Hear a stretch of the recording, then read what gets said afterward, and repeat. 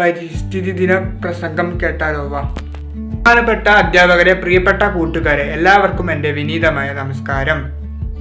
ഇന്ന് ജൂൺ 5 ലോക പരിസ്ഥിതി ദിനം.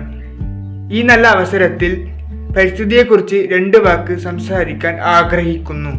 നമുക്ക് ശ്വസിക്കാൻ വായുവും കുടിക്കാൻ വെള്ളവും ജീവിക്കാൻ മണ്ണും നൽകുന്നത് നമ്മുടെ ഭൂമിയാണ്.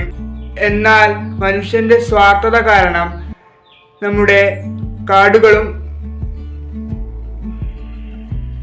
പുഴകളും ഇന്ന് നശിച്ചുകൊണ്ടിരിക്കുകയാണ്. കടുത്ത ചൂടും മാറിമറിയുന്ന കാലാവസ്ഥയും പ്രകൃതി നമുക്ക് തരുന്ന മുന്നറിയിപ്പുകളാണ്.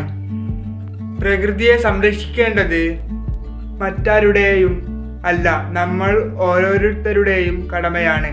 വലിയ പ്രസംഗങ്ങൾ നടത്തുന്നതിലല്ല, മറിച്ച് ചെറിയ പ്രവർത്തനങ്ങളിലാണ് കാര്യം.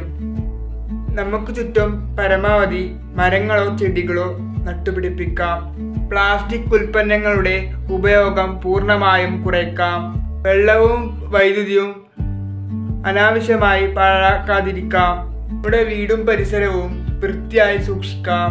ഇത്രയും പറഞ്ഞുകൊണ്ട് ഞാൻ എൻ്റെ വാക്കുകൾ നിർത്തുന്നു. എല്ലാവർക്കും ഹൃദയം നിറഞ്ഞ പരിസ്ഥിതി ദിന ആശംസകൾ. നന്ദി, നമസ്കാരം.